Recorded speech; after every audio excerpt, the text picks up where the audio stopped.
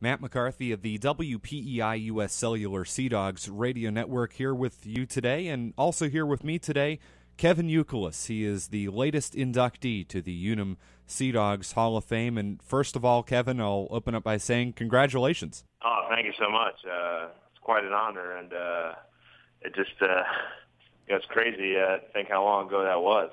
Well, you were a part of one of the cornerstone seasons in franchise history, which was 2003. It was the first year that Portland affiliated with the Red Sox, and the Sea Dogs set a franchise record in attendance that year. So you played in front of some pretty packed houses at the AA level. Yeah, it was, for me personally, we were in Trenton the year before. I finished up that season, and then it was just definitely an odd scenario because they had me in the plans of going back to AA and, venturing to Portland, which was probably one of the best experiences I had in my minor league years. The town of Portland was just such a great time. We got off to a slow start with snow. I think we got snowed out like the first week of the season. First week, that's correct. After yes. that, it was it was a great time.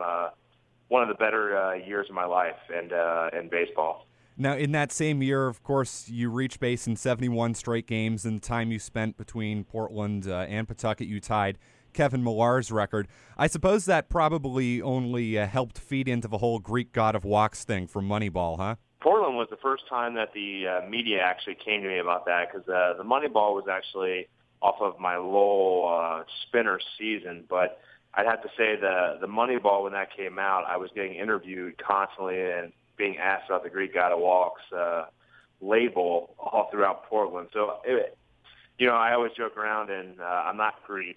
I'm Jewish and Romanian, but that label kind of hit in that year in Portland and introduced me for the first time into kind of what the future would hold with dealing with the media. So, the Moneyball thing was actually kind of a blessing for me to learn the industry. Well, and of course, also with that hitting streak, a lot of national attention, on-base streak, a lot of national attention with the on-base streak as well. So that also helped you kind of get used to what it would be like to be in a big market in Boston? Yeah, I think it did. I think it kind of, gave a little bit of presence. I think a lot of people were talking about it, and, we joke around now, you'd rather have it done in the major leagues, but it's definitely a great feat, to share it with Kevin Millar, and I think we have a bobblehead together, and, future teammates and World Series champions, and, I think, that season was just such an amazing season for myself, and the fact that I got to finally get to AAA, and once you get to AAA, in your mind, you're thinking, well, I'm just one step away from the major leagues, so the 71-game streak was a tremendous streak, and what better places to do it in than Portland and Pawtucket, two great venues for the Boston Red Sox minor league system. Now, is that streak the lasting memory of your time in Portland, or do you have any other special memories from that season that really stand out to you? I'd have to say that there's so many good memories of that season in Portland. I think there was, just actually being in a great town. I think it was the first town I was in that actually was a lot of fun. There was a lot of great little restaurants and great little venues that we went to and hung out. And I tell you what, I always talk about it. And somebody comes up and says, "Oh, I'm from Portland, man." I said, "Wow, that was probably one of the best times I've had." And really enjoyed just the small town atmosphere, but also some really I think one of the places I loved was Gritty McDuff's. And kind of introduced me more into the microbrewery world. So it was definitely a cool little place, and I enjoyed every minute of it. Well, people still talk about your time here in Portland all the time. Anytime people mention the Sea Dogs, you're one of the first names that comes up. You made your major league debut in 2004, and you're one of what Red Sox fans refer to now as the 25. And just 3 years later, you were a huge part of the Sox winning another World Series. You hit at the top of the order with somebody who I'm sure will be a future Sea Dogs Hall of Famer in Dustin Pedroia that year. I can only imagine it must have been pretty cool to be a part of those two clubs.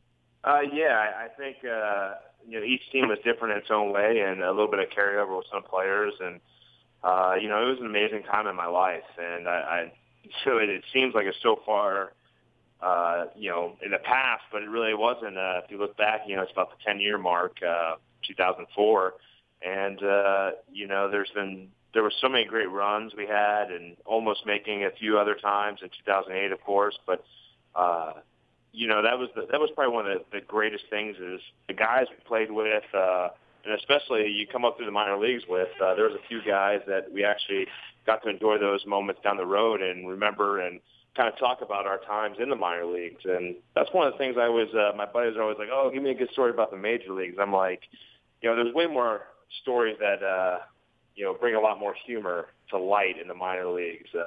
Guys are not making that much money and just playing the game out of love. Well, Kevin, we're over the loudspeakers here at Hadlock Field. Is there anything you'd like to say to baseball fans here in Portland? I just want to say thank you for being such huge supporters of my career and coming up through the system. And, I think from Portland all the way up to Boston, people supported me the whole entire way. And it was just an amazing time. And I learned a lot about being an adult going, through Portland. And I'll never forget my time there. And hopefully we'll come back and visit all the great people there in Portland as soon as I can. Well, Kevin Youkilis, always and forever a special part of Red Sox Nation, and now a Sea Dogs Hall of Famer. We cannot thank you enough for joining us today, and congratulations on the honor. It's well-deserved. Thank you, guys. It's a great honor.